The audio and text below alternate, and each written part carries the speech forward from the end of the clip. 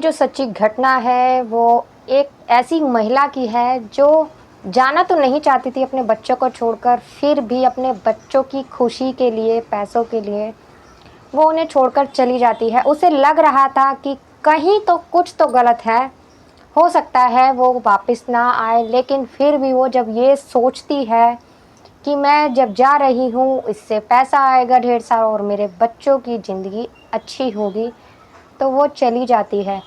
लेकिन जाने के बाद उसके साथ जो होता है, उसकी ज़िंदगी कितनी बुरी तरह से नरक बन जाती है, ये उसने कभी सोचा भी नहीं था।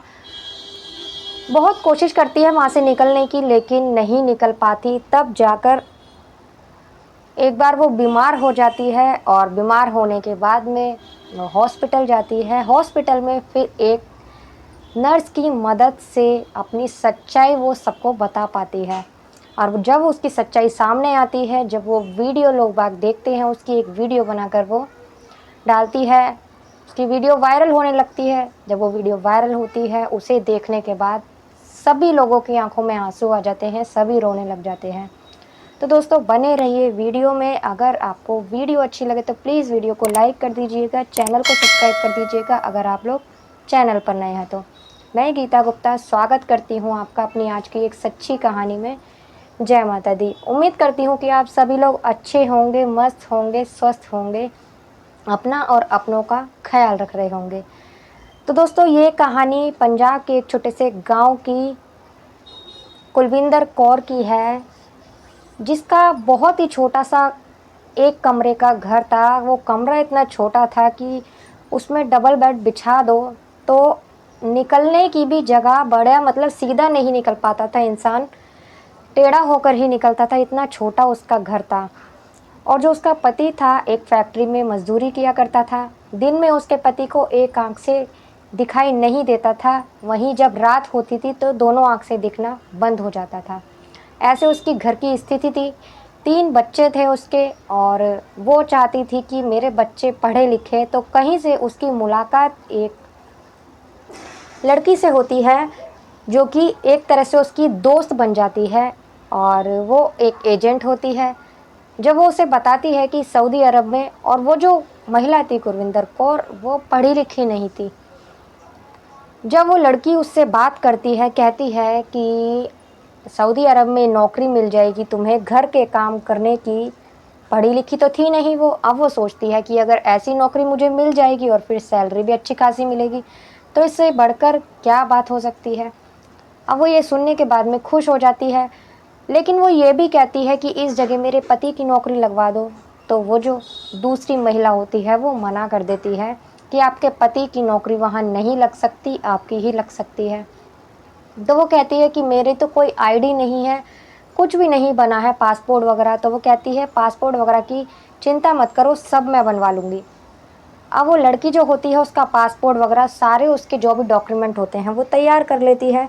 सऊदी अरब ले जाने के लिए जो भी डॉक्यूमेंट लगते हैं वो सभी तैयार करवा लेती है। लेकिन वो जो महिला इतनी गरीब थी कि उसे अपने घर से, दिल्ली से उसे फ़्लाइट पकड़नी थी, उसके पास इतने भी पैसे नहीं थे कि वो दिल्ली तक आ सके।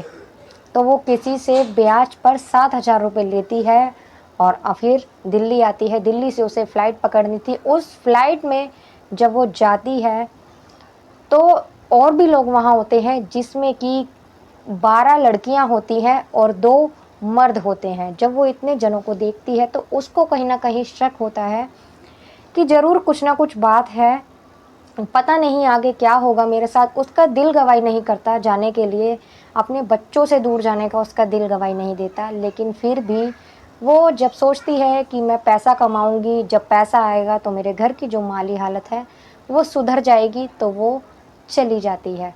वहाँ जाने के बाद में वो जब वहाँ उतरती है, दुबई होते हुए जब वो सऊदी अरब पहुँचती है फ़्लाइट से, वहाँ उतरने के बाद एक बुरखे वाली महिला उसे मिलती है और वो उसे, मतलब और भी जो लोग होते हैं सबको अपनी अपनी जगह भेज दिया जाता है। और जो वो महिला होती है कुलविंदर कौर, उसे भी उस, मतलब भेजा जाता है एक मकान में। 3 मंजिला वो मकान था जहाँ उसे भेजा जाता है। साथ ही 5 पत्नियाँ थी उस इंसान की जिस घर में उसे भेजा गया था, और 8 बच्चे थे। अब जब उसे वहाँ भेजा जाता है तो उससे काम करवाया जाता है। सारे घर के वो काम किया करती थी, ऐसे भी काम किया करती थी जो वो नहीं करना चाहती थी, मजबूरी में उसे वो भी काम करने पड़ते हैं। अब वो ना चाहते हुए भी करने लगती है काम, और तो और उसे खाना नहीं दिया जाता था। खाने की जगह वही जो जूटा-कूटा घर का खाना हुआ करता था, वही उसे दिया जाता था। घर के हर एक कोने में कैमरे लगा रखे थे उस आदमी ने, सिवाय उसका कमरा छोड़कर। अब जब ऐसा होता है तो परेशान वो रहती है, लेकिन वो हर काम करने भी लगी थी कि वो चाहती थी कि मैं जो भी कर रही हूँ, अपने बच्चों के लिए कर रही हूँ, अपने घर के लिए कर रही हूँ, तो वो करती भी रहती है सब। और जब वो कभी काम नहीं करती थी, तो उसके ऊपर रोड से उसकी पिटाई करा करते थे, उसके ऊपर कोड़े बरसाया करते थे, इतनी बुरी तरह से उसको मारा करते थे और करीबन कम से कम 20 घंटे उससे काम करवाया करते थे। सुबह 4 बजे से वो काम करना शुरू करती थी और रात का 1 बज जाता था, 2 बज जाता था, कुछ नहीं पता चलता था। उसे गधे घोड़ों की तरह उससे काम करवाया करते थे। एक बार तो उसके आगे कहती है वो मांस के टुकड़े रख देते हैं बड़े-बड़े और उससे कहते हैं कि इसे पकाओ। वो ऐसा करना नहीं चाहती थी, लेकिन फिर उसके आगे वही मजबूरी आ जाती है, उसका छोटा-सा घर, उसके बच्चे भूख से बिलखते हुए, रोते हुए। जब वो ये सब उसको याद आता है तो वो भी काम करने के लिए तैयार हो जाते हैं। वो महिला दिन पर दिन कमज़ोर होती जाती है और वो लोग उसे अब बंद करने लग जाते हैं घर में, मतलब कैद कर कर रखने लग जाते हैं। उसे ना ही कहीं जाने देते थे। वहाँ जाने के बाद उससे उसका फ़ोन भी ले लिया जाता है, उसका नंबर बंद करवा दिया जाता है। अब तो हर तरफ से उसके लिए रास्ता बंद हो चुका था। एक तरह से मानो जैसे उन लोगों ने उसे खरीद लिया था। 25,000 रुपये महीने पे उसकी सैलरी मतलब बताई गई थी उसे, और मुश्किल से उसे 10,000 रुपये भी उसका मेहनताना मतलब देते ही नहीं थे उसे, सिर्फ मेहनत करवाते थे गधे घोड़े की तरह, लेकिन उसे पैसे नहीं दिया करते थे उसकी मेहनत मजदूरी के। बात तो हद पार तो तब हो जाती है जब काम करते करते वो एक दिन इतना परेशान हो जाती है, थक जाती है, और जब वो काम नहीं कर पाती है तो उसकी पिटाई लगाते हैं वो लोग बहुत बुरी तरह से। जब पिटाई लगाते हैं तो वो उसकी हालत ज़्यादा ख़राब हो जाती है। जब हालत ख़राब हो जाती है तो उसे मजबूरन उन लोगों को हॉस्पिटल में एडमिट करना पड़ता है। जब हॉस्पिटल में एडमिट करना पड़ता है तो जिसमें वो होती है वहाँ बाहर, मतलब बाहर के किसी को अंदर जाने की परमिशन नहीं थी अंदर। वहाँ सिर्फ केवल डॉक्टर और नर्सें ही जा रही थी उससे मिलने के लिए। तो एक महिला उसे मिल जाती है जो कि हिंदुस्तान की ही होती है, नर्स, मतलब हिंदुस्तान की नहीं, केरल केरल की होती है वो नर्स, जो कि जब वो उसे बताने की कोशिश करती है अपनी आप बीती कि मतलब उसके साथ क्या-क्या हुआ है, कहाँ की वो रहने वाली है, उसकी फैमिली में कौन-कौन है, वो किस माली हालत को रहते हुए यहाँ आई थी काम के लिए और वो फँस चुकी है। जब वो उसे बताती है तो वो जो नर्स होती है वो अपने ही फ़ोन से उसके घर पे बात करवाती है, और बात ही नहीं करवाती, उस महिला का वीडियो भी बनाती है। वीडियो बनाने के बाद वो अपनी मतलब सारी सच्चाई मतलब बताती है, और वो जो नर्स होती है उसकी वीडियो वायरल कर देती है, मतलब अपलोड कर देती है। अपलोड करने के बाद में उसकी वीडियो जैसे-जैसे आगे बढ़ रही थी, पहुँच रही थी लोगों के पास में, वैसे वीडियो वायरल हो रही थी, और उसकी वीडियो जिस भी इंसान के पास जाती थी तो वहाँ के लोग मतलब आँखों में आँसू आ जाते थे उसकी आप बीती सुनकर कि एक महिला इतनी बुरी तरह से फँस चुकी है सऊदी अरब जाके।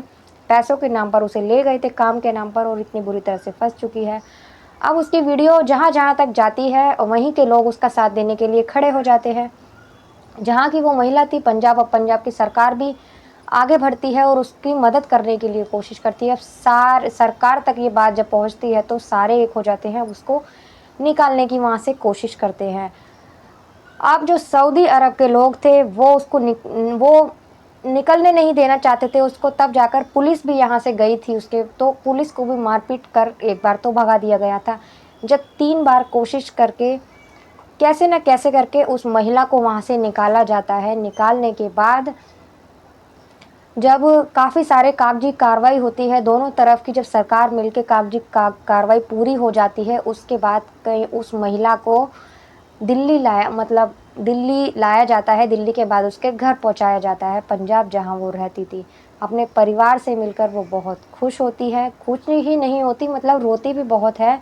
उसने कभी नहीं सोचा था कि वो अपने परिवार से दूर जा रही है, अपने बच्चों से दूर जा रही है। उसने तो सोचा था कि बहुत अच्छे दिन आएँगे उसके आने वाले, लेकिन उसने ये नहीं सोचा था कि उसकी भी ज़िंदगी इतनी बुरी हो जाएगी।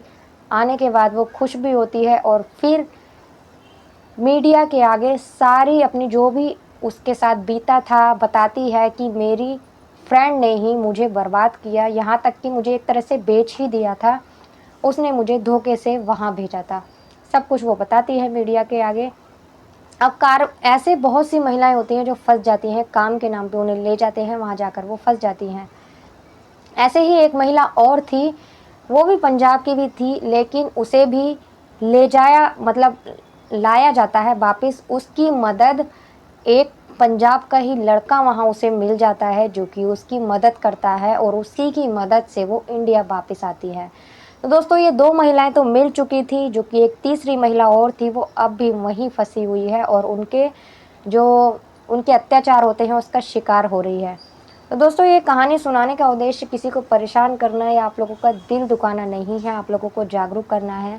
पैसे के नाम पर, कमाने के नाम पर बहुत सी महिलाएँ उनकी बातों में आ जाती हैं, जो बेचारी अनपढ़ महिलाएँ होती हैं, जो पैसों उनकी झांसे में आ जाती हैं और चली जाती हैं उनके साथ, और उन्हें नरक से भी बदतर ज़िंदगी वहाँ बिताने पर मजबूर किया जाता है। तो ऐसे लोगों से सावधान रहने की ज़रूरत है।